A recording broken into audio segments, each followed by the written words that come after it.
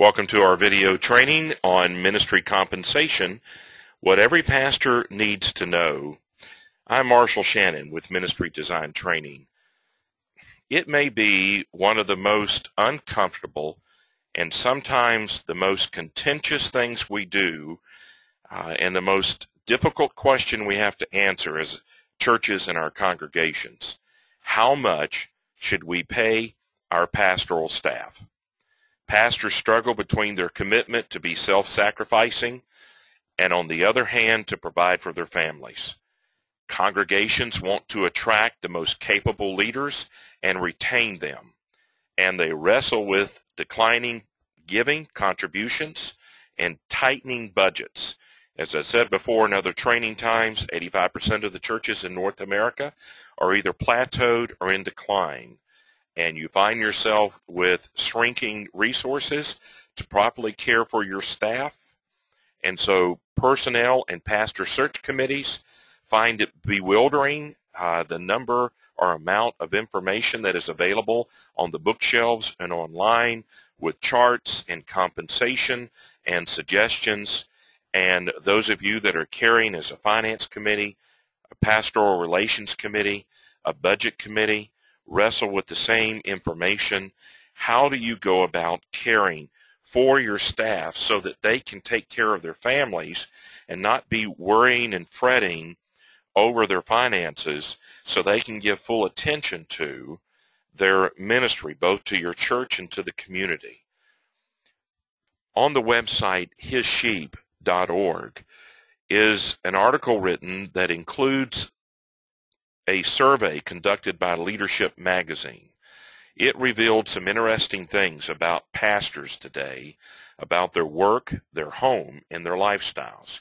So let me just zero in on their compensation.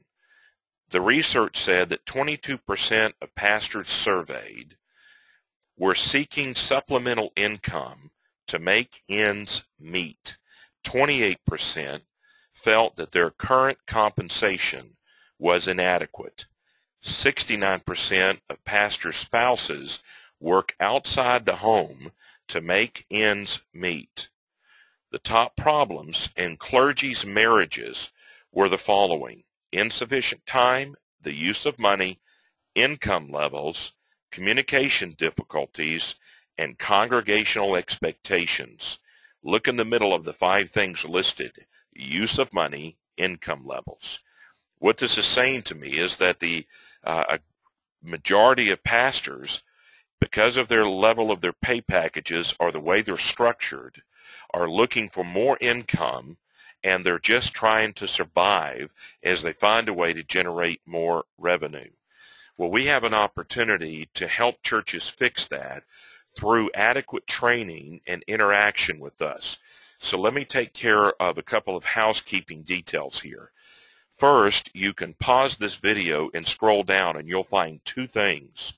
One, you'll find resources where I've put a number of resources there, guides, books that have been written, websites, where you'll find where we have gathered together over 30 years now, information to help myself while I pastored and while I trained other pastors while I was a senior pastor, and now, of course, serving for the last decade as a ministry coach.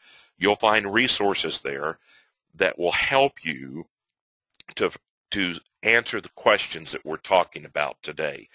Whether you're a pastor who is leading your church or you're a lay leader who is trying to take care of your pastoral staff, whether it's a solo pastor or multi-staff, and you have pastors and then support staff with that, perhaps facility managers and custodial and maintenance people who are helping you, what I'm teaching today and what others have taught me how to teach can be applied to your church. We're going to give you a process for figuring out how to do this.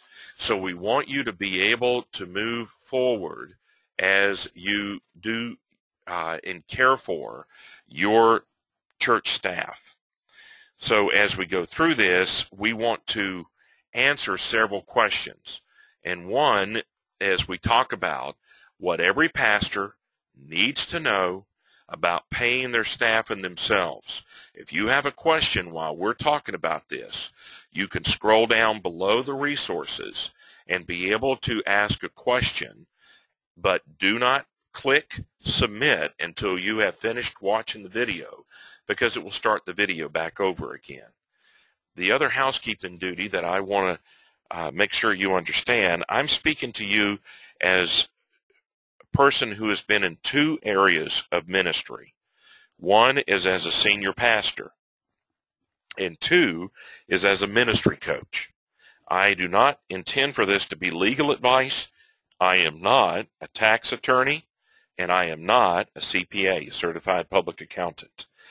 I do not come at it from that approach. I will give you information where you can go find those who have written technically about this. And so as I do this, this is meant to help senior pastors and help lay leaders in the church to navigate their way through, and to help pastors negotiate, and to help the committees negotiate with the pastor to come up with the fair compensation where they can continue to serve so that God can be honored, Christ exalted, and souls won to Christ and to make disciples. We're going to look to discuss this in two parts today. In part one, we're going to answer how to navigate the compensation process, and two, how to negotiate your compensation package. Both of those have to be done every year. And so because we're coming across these, whether your situation is that you've been considering a call to a church, or maybe you're just starting out at your church, or you're a church planner who's trying to figure out how to design and structure your finance committee or budget committee or pastoral relations committee, how you want to set up a process for dealing with this, you have to do it every year. Or you're one who's been serving for some years at your present church, and they don't seem to understand that as your family grows and matures, and now you've got kids in high school and in college, that you need more money today than you've ever needed to take care of the rising cost of caring and educating your children. Or maybe you've got some new events in your family with health problems, but for some reason your church has maybe been giving you just even below a yearly cost of living raise. Whatever your situation, it is our intent for you to apply what we're teaching so it can help you navigate the process and negotiate your package. So as we go through this, there are several things that you're going to have to answer. So what exactly is a church and staff to do to navigate the process? Well, I believe that we can summarize it in three things. First is the church, pastor you, but the church needs to make certain it has a developed and adopted theology of compensation. Secondly is an organized system, so you know what the steps are. Thirdly is a safe environment so that there can be open discussion between the staff, church staff, and the committee that is overseeing this, whatever the body is, and whether you call yourself a committee or a team, however your polity is set it up, and you've decided to delegate to a person or persons to deal with pastoral compensation, church staff compensation. So we're going to go through these three things to answer the first question about how to navigate the process. In answering this, to develop your theology of compensation, I believe you need to answer the following questions. Matter of fact, as I prepared this, I had to answer these questions as I began to put together how to train. First, why train your church on this topic? Well, part of the answer, I believe, why we're teaching you this today, is this is a common occurrence. I mean by that, it's an annual event that makes pastors and church leaders uncomfortable. Sometimes the process or event is contentious. Often it is an experience that nobody looks forward to. You can't wait till the fall to get here, or whenever your fiscal year starts, and you've got months before that you're putting together your budget. And so it puts everybody in an awkward position. And so because of this, we want you to understand and be able to make certain that, first off, you understand why you want to teach your church to do this. Now, pastors, you know you've got a responsibility in Ephesians 4 to equip the saints for the work of the ministry. And so because we have to do this annually, a church is wise to understand why. Why do you pay people? So let me ask you this question. You've got to decide which baseline method you should use to determine the pay packages, because there's all kinds of methods there. So let me just read a couple to you. Bill Wilson, who is the president or was the president of the Center for Congregational Health, says that there is a wide range of sizes and financial health, as well as demographic and cultural contexts and ministers' years of service. So there's all kinds of criteria that you can find out there to be methods and baseline methods to ground and found as a foundation for pay packages. Many people refer to surveys such as the National Association of Church Business Administration. You can buy a subscription to their package to help you as a baseline, and they'll walk you through it. Christianity Today has put out for years, for at least a decade, the compensation handbook for church staff. They're updated regularly. They survey thousands of churches and thousands of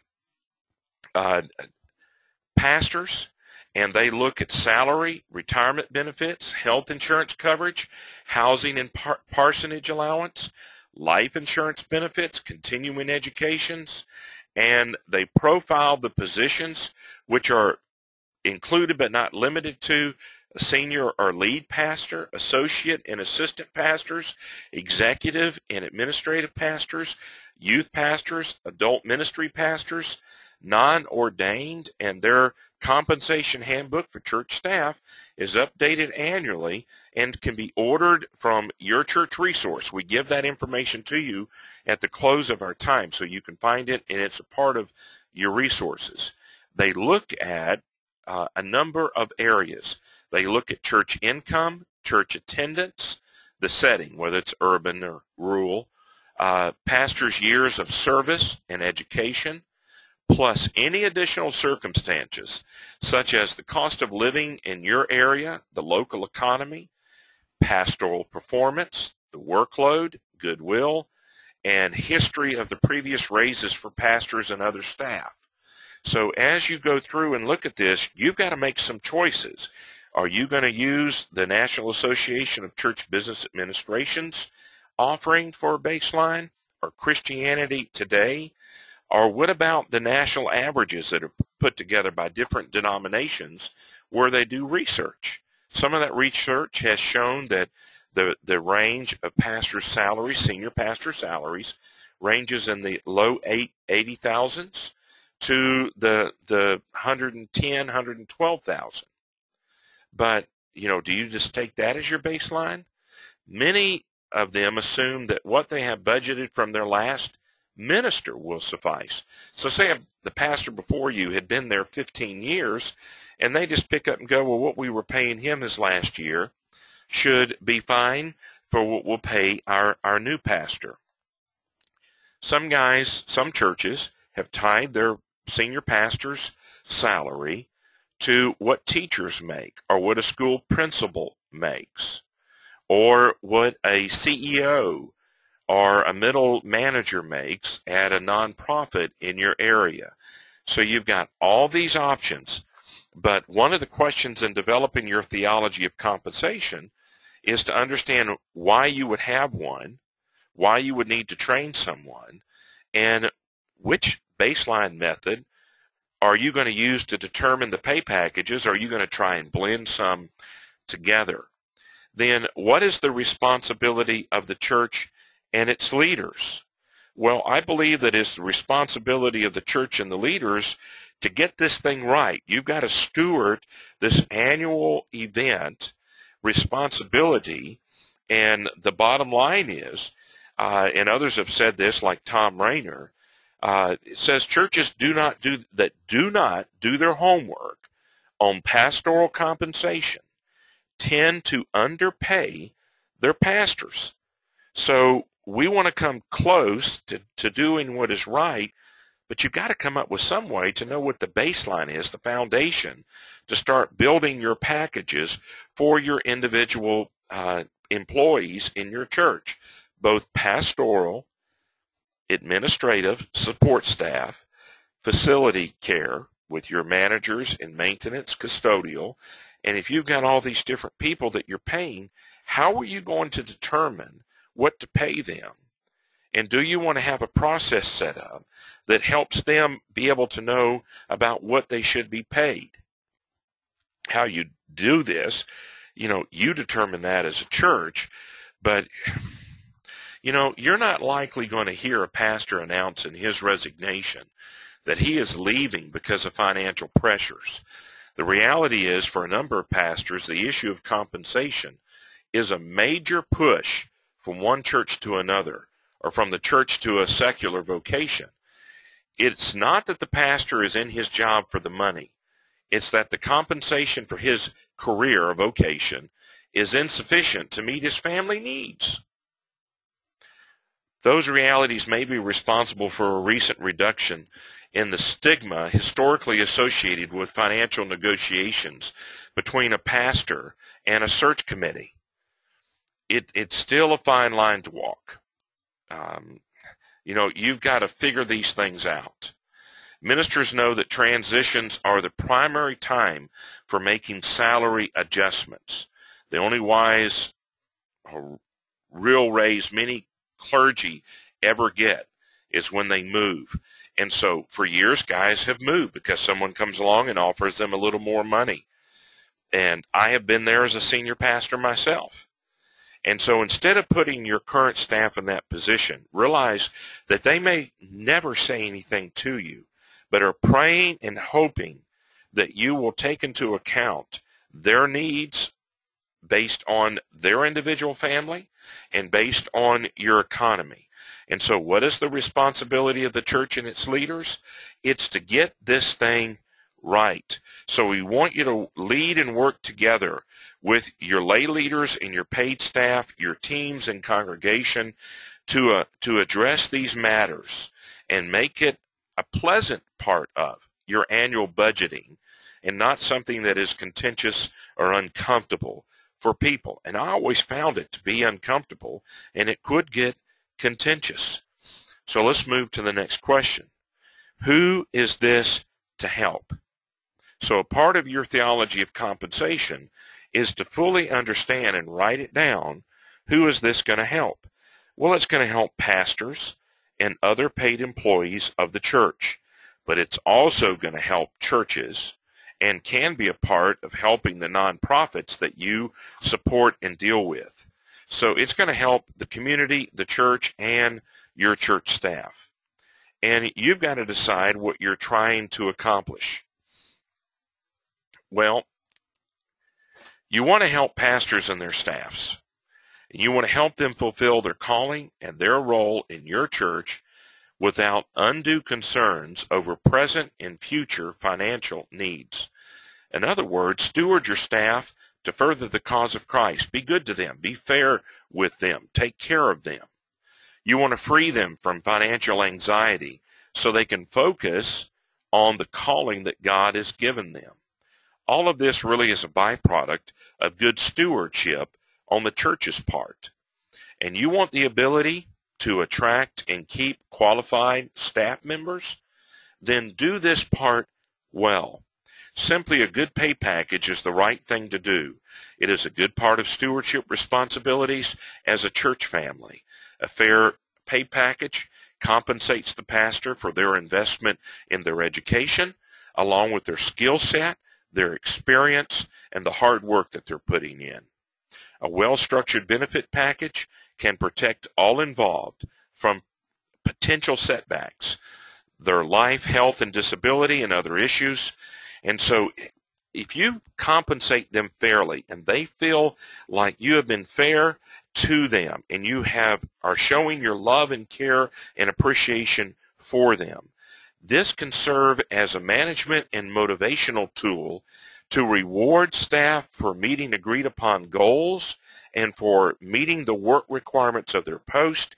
It can serve to encourage them in their heart and soul that the work they're doing, that God's people, their church family, who they're living a sacrificial life for and striving day and night, 7 days a week, trying to help you further the cause of Christ. And so why develop pay packages for your staff? Well, you want to create fair packages and you want to compensate them fairly. But why are you doing that? And so you might want to answer, what does the Bible have to say about this? So let me just run down through several Bible passages, and you're going to have to answer, how do you interpret what the Bible has to say? Well, theology is about Scripture and how you interpret it and pull it all together. So you can state in a concise and clear way why you do what you do, how you do what you do, what you are to do, when you are to do it, who is to do it. You answer all the W's and the H. So 1 Timothy 5, verses 17 through 18 says, let the elders who rule well be considered worthy of double honor, especially those who labor in preaching and teaching. Well, what's your interpretation of that? I believe, let me just give you, as I prepare this, my interpretation. I believe God's perspective is that pastoral staff are worthy of double honor. God's perspective is to transform our perspective so our thinking and attitude leads to right actions. What about 1 Thessalonians 5, verses 12 to 13? We ask you, brothers, to respect those who labor among you and are over you in the Lord, and admonish and to esteem them very highly in love because of their work.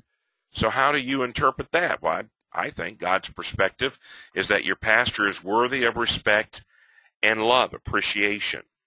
What about 1 Corinthians 9:14? It says, in the same way, the Lord commanded that those who proclaim the gospel should get their living by the gospel. Interpretation? God's prescription is to pay for ministry. So God wants those who are serving you to earn their living by their service. What about Galatians 6:6? One who is taught the word must share all good things with the one who teaches. Interpretation? God's prescription plan is that those who are ministered to are to pay for those who are doing the ministering. So, if you continue on down the Scripture, and there is no shortage of passages and verses and Bible teaching writings by the authors to help us ground our theology and come to some conclusion about this thing of ministry compensation. Romans 4:4. Now to the one who works, his wages are not counted as a gift, but as his due. So whatever translation you primarily use, you've got to go through this and study it, determine what it means and how you interpret it, then how you're going to develop your theology of compensation. Jeremiah 22, verse 13, woe to him who builds his house by unrighteousness and his upper rooms by injustice, who makes his neighbor serve him for nothing and does not give him his wages. Malachi 3:5. Then I draw near for you for judgment. I will be a swift witness against those who oppress the hired worker in his wages, says the Lord of hosts. Luke 10:7. For the laborers deserve his wages.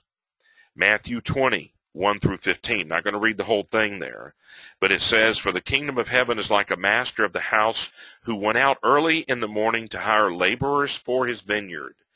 After agreeing with the laborers for a denarius a day. Did you catch that? after agreeing with the laborers for a denarius a day, after agreeing. So when you begin to take these passages and others, how are you going to develop your theology of compensation? If there is no agreement, alignment, and attunement of God's people in your church family, both the leadership and the congregation, you have not come to a clear understanding, you're going to find that you're going to have contention, and you're going to have hard feelings, and you're going to have 2 sets or 3 sets of thinking about what is right. Before you set up your process, your system, the first thing you need to develop is your theology of compensation. What does God think about this? What does the Scripture say, and how do you interpret it? And what does that mean when it comes to the whole ball of wax about ministry compensation for your staff of your church?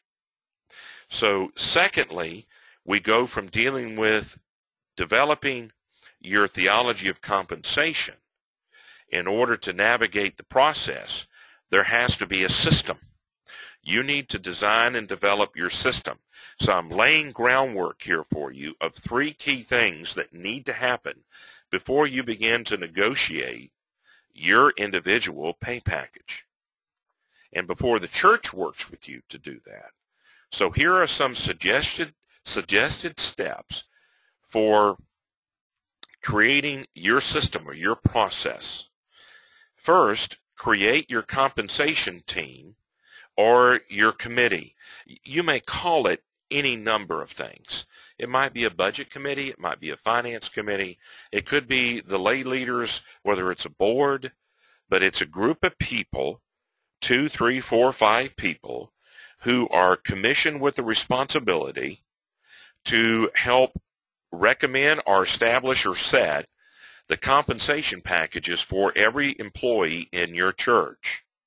Well, you've got to create a team, and in doing that, there are 4 steps that I'm going to recommend that you do this.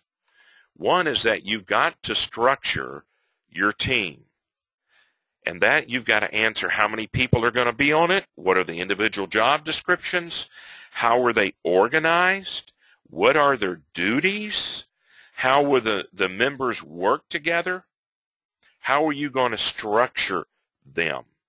And so you need to have an operational manual that sets up and clearly defines, because if you don't, you may run into trouble when they don't understand how they're put together. So there should be perhaps an organizational chart that clearly states who the committee answers to, who on the committee answers to what chairman and vice chairman, what are the roles of every person, what are their duties, is this a big enough church that you're going to need to break it into subcommittees, and even thirdly into work groups who go and do research and come back with their information or recommendations.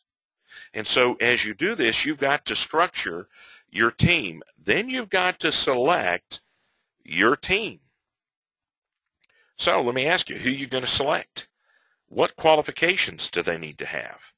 They need to be in alignment and attunement and in agreement, and they, for instance, need to support the church and the staff and be in agreement with who's there, and they need to be in full agreement with head, heart, and hands and actively serving and be in agreement with the church values and mission and vision and strategic plan. In other words, they need to be people who are in full agreement with who the church is, what the church is called to do, how it's called to do it, and where the church is headed. You want to select a team, for instance, that has the right shape. Each individual team person that you would consider putting on your church compensation team, it has a certain shape. By shape, I mean that they are spiritually gifted, and are they gifted for the task at hand? Has God gifted them maybe with the gift of discernment or tact or mercy or administration? But you discern what their spiritual gift is. Secondly, and it's an acrostic shape, S-H-A-P-E, what's their heart? What's their passion? Do they have concern for the staff? Do they interact with them and a concern for the church and a concern for the community and the world? Because how you deal with your staff and interact with them goes a long way toward helping you accomplish your ministry, your calling as a church body. So do they have a passion for this, or are you making them do it because they're a warm body and you know you've got to take care of this annual event, and so who's willing to serve this year on the compensation committee? Well, what about their abilities and skill sets? Have they deployed those and you can see what they are, or have you tested them? And so that's the A. The P is their personality. When you'd run a DISC profile on them, what kind of personality do they have? And by the way, we've got other training for this. How do you build a team, period? How do you know that they work together? And so as you deal with this, you want to select the right person in their shape.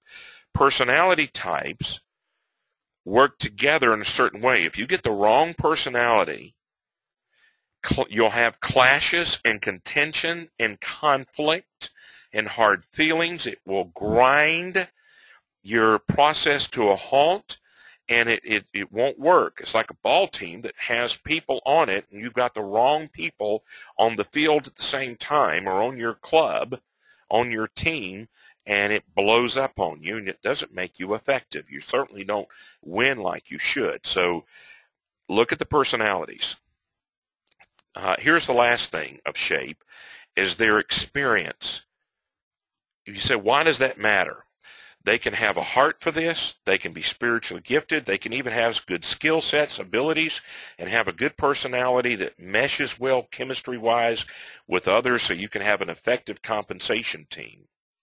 But if their experience does not help them understand how to set pay packages, or they're not willing to learn how, you may really grind this whole process to a halt. So you're either going to have to dig into this and use some of the guides we recommend, or you're going to have people who are C-level, meaning they're CEOs, COOs, CFOs, CIOs. They're people who have been chief something, maybe owning a company or at the top of a company, and have been responsible for setting pay packages and understand all the components and all the ins and outs of it. But you're going to have to select a team to do this. Then after you've done that and you put together your team so they can work effectively together, then you're going to have to school your team. You're going to have to educate and equip your team. Well, you've got to decide how you're going to train them. Who will train them? When will you train them? What support will you give them? Who will they answer to? So as you do this, who's going to train them and show them? You're going to do a manual and hand it to them. You're going to do video training like I'm doing and have them watch it. You're going to meet with them Tuesday nights, or early Monday morning or Sunday afternoon.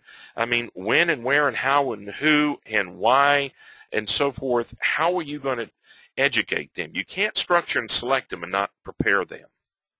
At least you shouldn't. And here's the last thing. You can't just leave them alone with it either.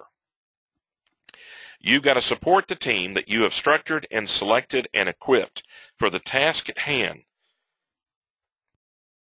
Someone has to take responsibility to stay on top of this so they're not left to their own.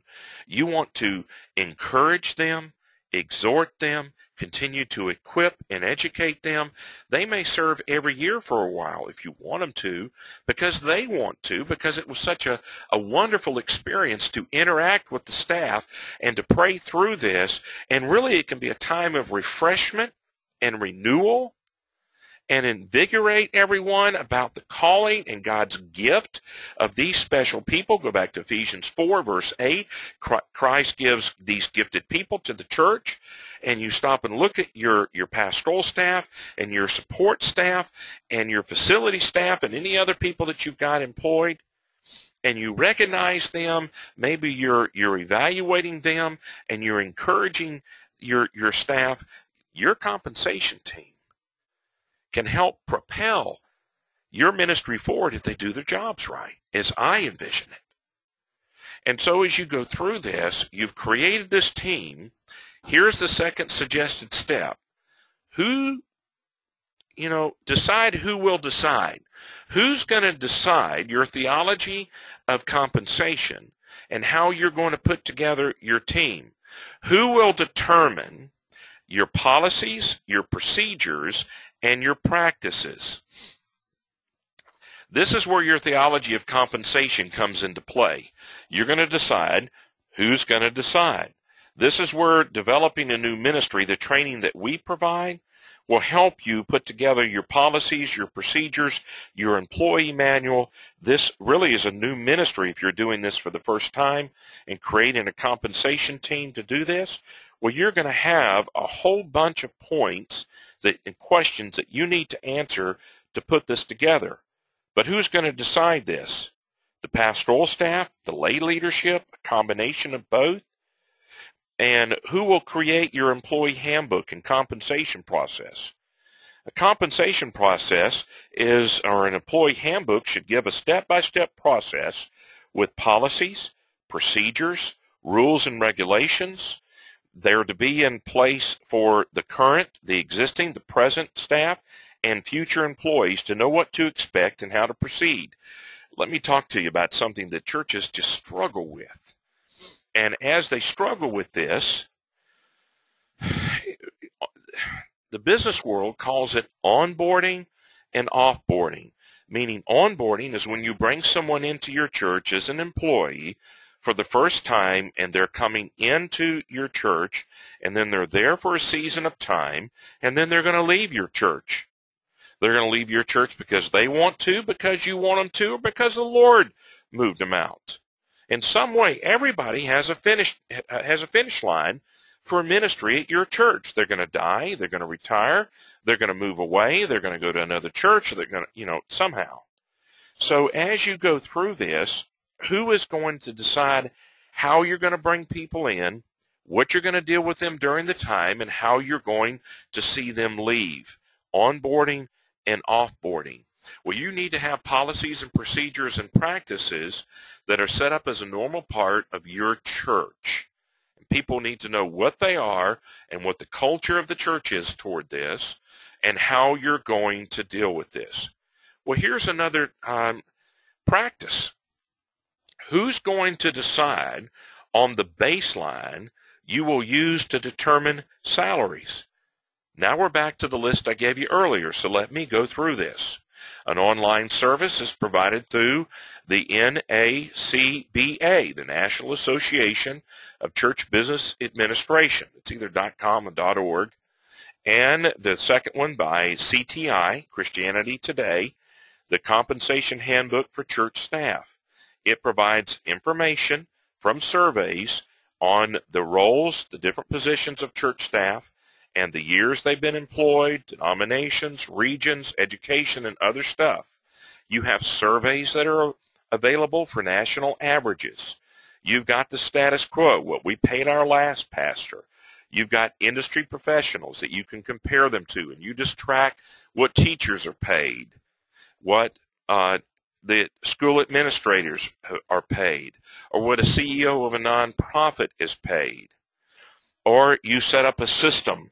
I'll give you as a resource, and it will be both on this presentation and in the resource section, a book by Carl Herbster and Jim Dewing. And in their book, they wrote it for Christian schools, but they provide a formula for the hierarchy for senior pastors and administrators, and you could apply that formula to how you set individual pay packages. Well, who is going to decide this as you develop your system? By the way, the system that Carl Herbster and Jim Dewing, and I know both men, they're both very fine men, and as they wrote the book some years ago and put this together, I had one pastor friend of mine, as we talked about this, he said our men looked at the formula, but it really didn't fit our church. Well, they had to look at how they were going to set up their formula, and you've got to do the same thing.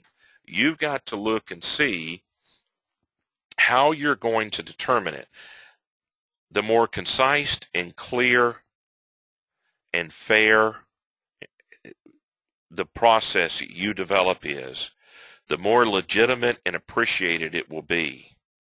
so that your staff, your compensation team, can look at this, and there's going to be some wiggle room in it, whatever you probably decide, to help your staff realize. And you can set this up as you want to, but I can tell you this, given time and attention to this will help further the cause of Christ.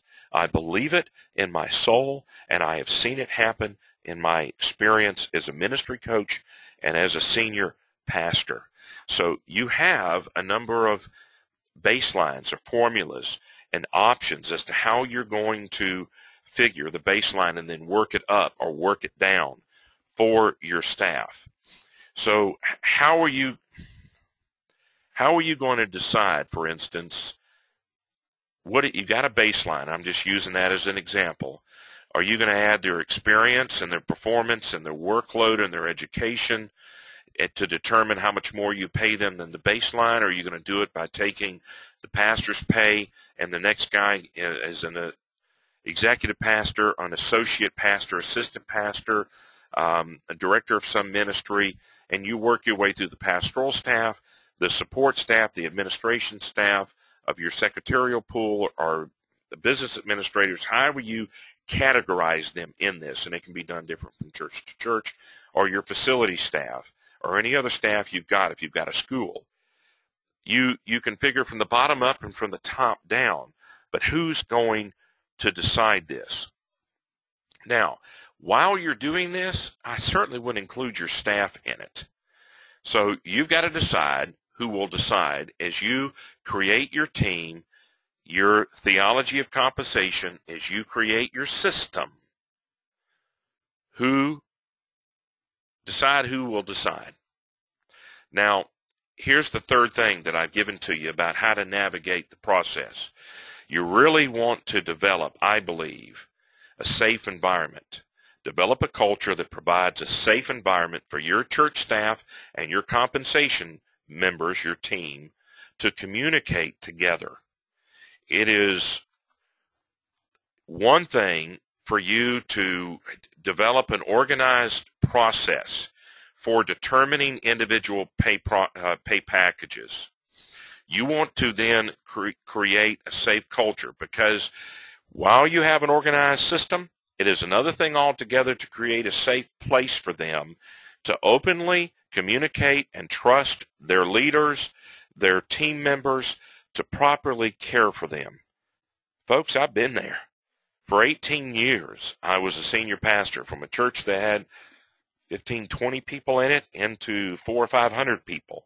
And as we did this and ended up with multiple staff, it helps immensely when there is a safe environment, a safe place for you to talk, because you may be the kind that doesn't want to say anything to anyone about your needs and your wants. We'll get to that in a moment. You might be the kind that has one competent that you're going to talk to, one person that has your confidence, and you're going to talk to them, and then they go and talk like a little birdie in someone's ear. Or you may have an open interview with the compensation team committee to talk about your individual wants and needs. We'll get to some of that in a moment. But let me tell you, it is a blessing when there is a safe environment for people to talk about their wants and needs and hopes and visions for their family. And not to feel like if they speak very honestly and frankly that they're going to be, punched for doing so. So you want to make the pastors and your staff feel safe.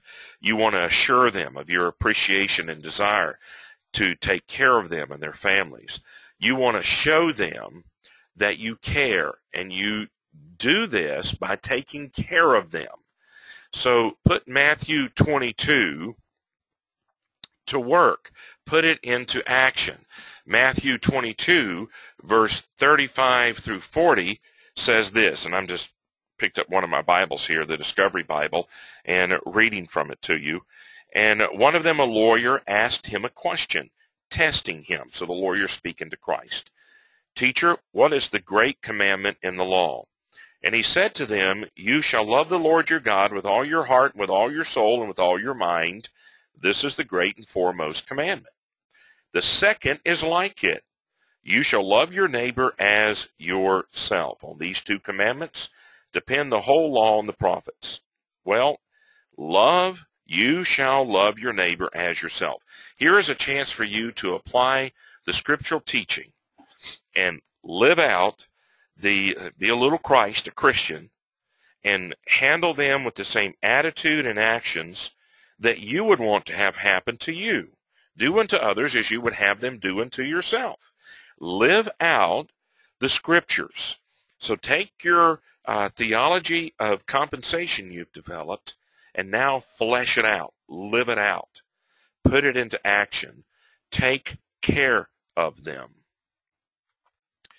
Well, how are you going to negotiate your pay? And this is probably the question that everybody wanted to get to. It may have been why you invested the money in this series, training series, because you're really wondering, I have a family. There's 5 of us in our family. My wife and I, our 3 kids. I've got a junior hire, a senior hire, and a sophomore in college. And we're at the height of our need for financial resources, and I need a compensation package that helps me in every way. Part 2 of this series gets into the compensation components, and we deal with vacation, a lot of the things that you might not think about that could be very important to your pastoral staff and others who are employed by your church that they may need at certain seasons of your life. So here's the first thing. Whether you like it or not, you've got to be your own best advocate. You want to be your best own advocate. You have, I believe, the right and really responsibility to negotiate your pay package, to care for your family. Matter of fact, the scriptures, I think, get kind of blunt about a man who doesn't take care of his family is not suitable to lead the family of God. And so you want to pray and prepare and then put into action certain things. So how are you going to do this? Well, number one, you've got to speak up for yourself. So what does that mean? Well, some of us would prefer that another person go to bat for us. And if that's how you want to handle this, then you can do it that way. You can go to that chairman or that committee member or someone else to speak in your behalf where you can say, I'm uncomfortable talking one-on-one with the committee, or I really don't have a safe environment to do that, but I've got to have blank and blank and blank, and we're suffering here. And as I read to you the leadership magazine surveys, is that, you've got all these pastors who are just trying to survive. There's not probably much hope of them thriving with their finances, and they don't know how they're going to take care of their family in the future or after retirement. They're just trying to get by day. So you may realize that regardless, you're going to have to speak for yourself to someone if you hope to get the package you need and want. So here's what I think you need to be. I think, first off, you need to be kind through the process. You don't want to be hostile or demanding or combative. You want to be patient. So it may take the church a couple of cycles through this to get their act together and to develop that culture of safety, to get the process done, to get your team put together with the right people, structured in the right way so that they can take care of you. I've been there. I understand the frustration that comes along, and I coach guys on a regular basis, and in confidence they talk to me about these things. So compensation team, let me just tell you, is someone who's got the opportunity to minister in a wonderful way, in a holistic way to your pastoral staff and employees of your church. You got a real chance here to make a difference in your body of believers, in your community, and around the globe by how you treat your laborers that are worthy of their hire. You want to be an example of the believer, Christ-like, one who bears the fruit of the Spirit. You want to be able to listen and not talk the whole time. You want to be someone who is a good example. And I made up a word here. You want to have foresight. So you want to be foresightful. It means that you're looking down the road and understanding the whole package and what God is probably up to, working in the hearts and minds and lives of your compensation team, your leadership team, your church. Get the big picture. And you want to be patient and kind and an example of the believer as you go through this. But also you might be able to teach your people how they should be approaching their employer about their pay package. And as you study and pray through this and come up with a theology of compensation, you might use this as a real teaching time to help your lay people who are out in the rough and tumble world of the business world and are wishing they had more. They're just surviving and not thriving. And they feel underappreciated and underpaid, or not cared for in all the components that are a part of a healthy pay package. So have some foresight here. And by the way, I'm telling you as a pastor how to negotiate. You as a member or the leader of your church's compensation team, these things apply to you as well. They're required of both pastor and parishioner. So as we go through this, how do you negotiate your pay? Well, you need to be a certain way, and then you need to know certain things. So you ready for this? You need to know certain things. You need to understand everyone that is on or a part of the process. So you need to know the process and the formula adopted by your church.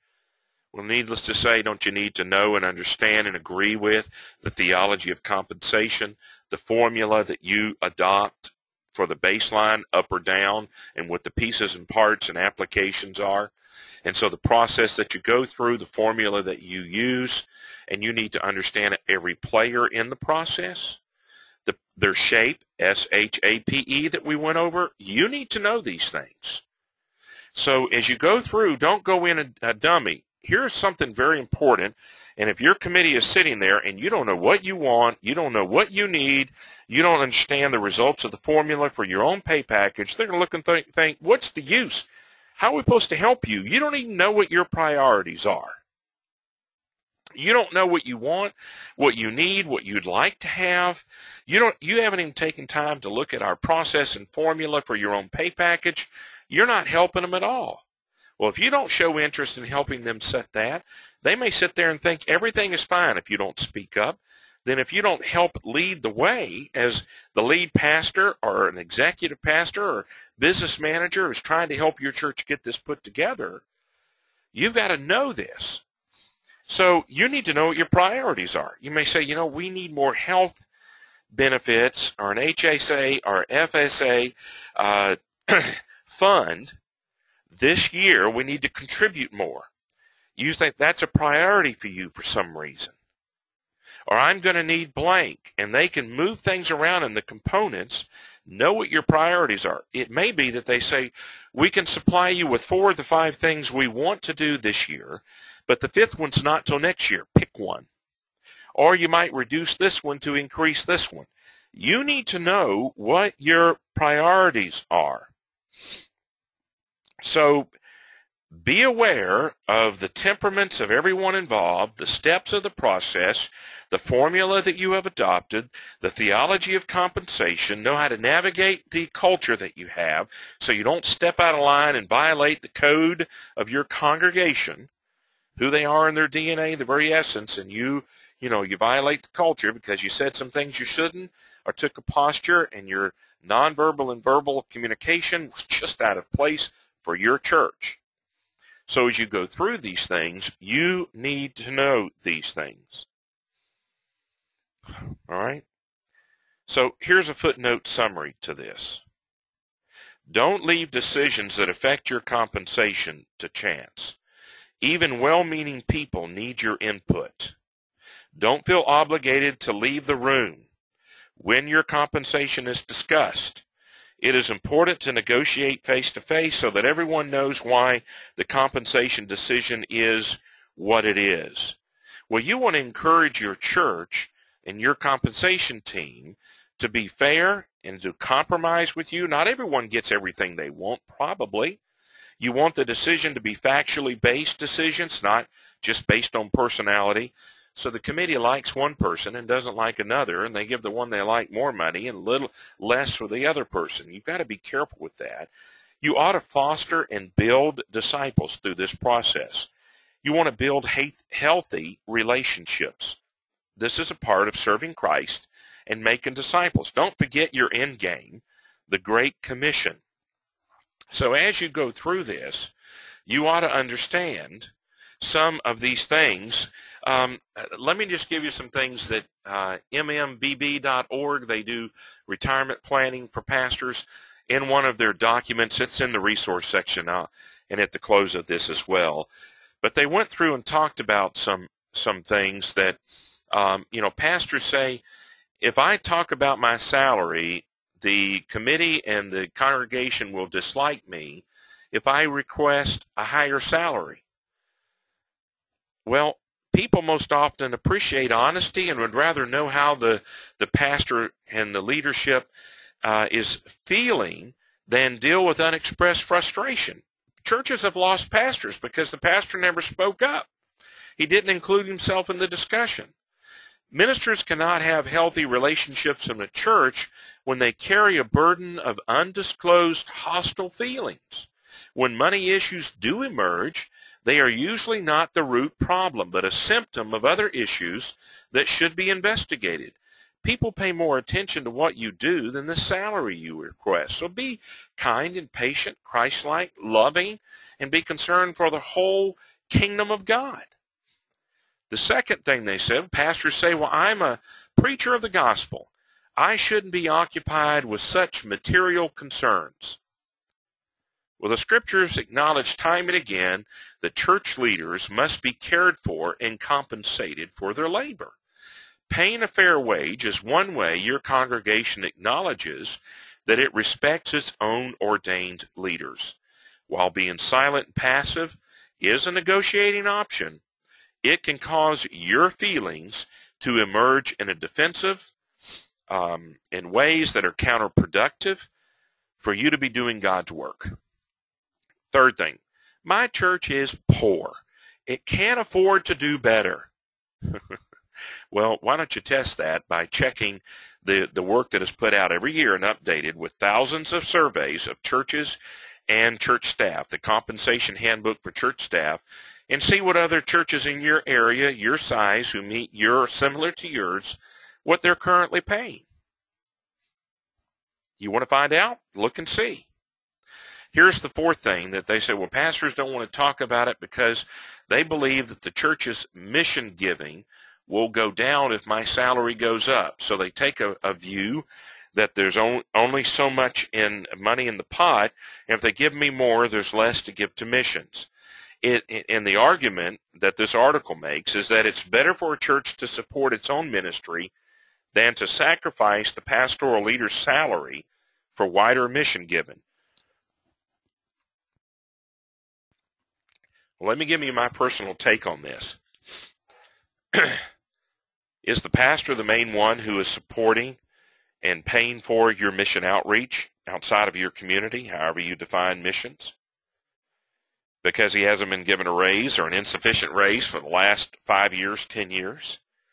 And stop and look at that. Well, are you willing to take less pay in your secular job in order to give that extra money? You reduce and increase your giving in order to help missions, right along with your pastor who is involuntarily paying for your missions project because you're not paying him a fair wage. So you want to research this. I just wanted you to know what I think pastors are thinking and what this one group of people put into writing. They also said 3 common misconceptions when churches negotiate pastors' salaries. Number 1, we pay less because the pastor's spouse is a high earner. He or she makes more money. Nowhere else in the working world are employee salaries reduced to account for what a spouse is making in the workplace. Your pastor's efforts are worth no less when they have a spouse who is making a good bit of money. A fair wage should be based on national averages reported, for instance, in the compensation handbook for church staff. But, you know, some churches, they think like that. They want to look at what the spouse is making and try and balance it out so that they're not making such and such. Number two, we can pay less because the pastor has modest needs. Well, the pastor who lives modestly still has to care for his family, and he might be living like that for a reason that you're unaware of. Thirdly, we'll just offer a total compensation amount and let the pastor decide how to allocate it. Well, this is a common mistake that distorts the actual amount a pastor will have for living expenses, and you propose a single large figure that covers salary, benefits, and expenses. This is going to force your pastor to choose between accepting lower take-home pay, waiving his essential benefits, or paying expenses out of pocket. From my perspective, that's not a good way to do that. So as you go through this, you need to make certain that you know and understand everyone in the process. You want to make certain you know what you want, how much you want to should be paid by the formula, what you need, what your priorities are. You want to have agreed upon the process for determining salaries and pay packages and know how it turns out within a range probably when you plug yourself into it.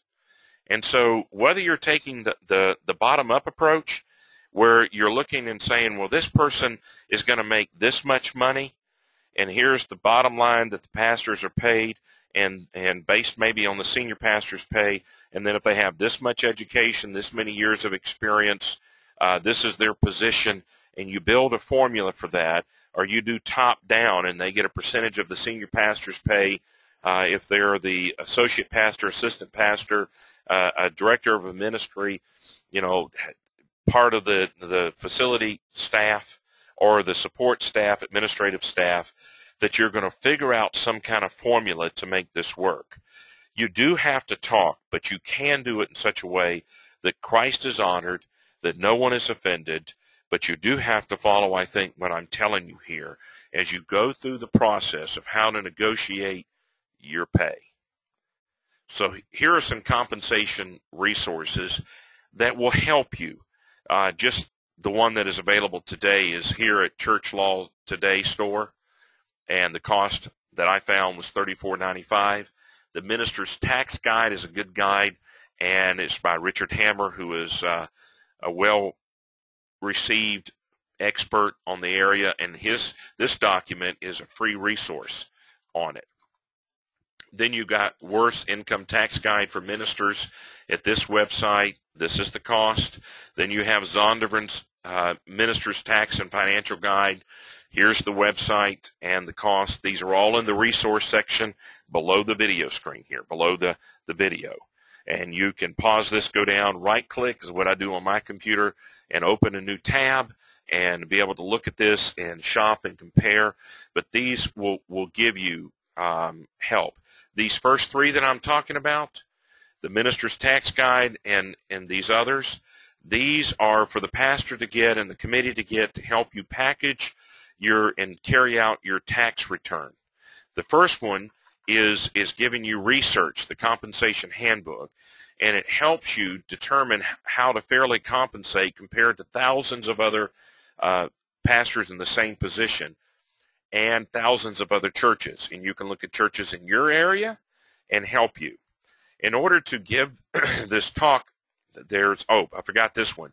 Carl Herbster and Jim Dewings, two friends of mine, wrote this book years ago, and I talked to you about this. You can get it here. It's not very expensive, I don't think. Then I had some sources that I used. I wanted to make certain I put in front of you, and they're part of the resource section as well. I began with His Sheep, and also I referred to mmbb.org. They put retirement packages together. You're welcome to ask me questions. Be happy to help you.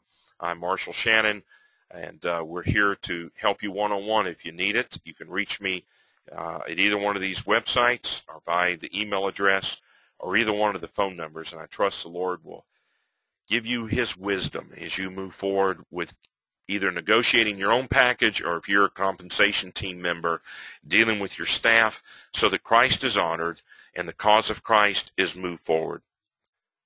Lord's blessing to you.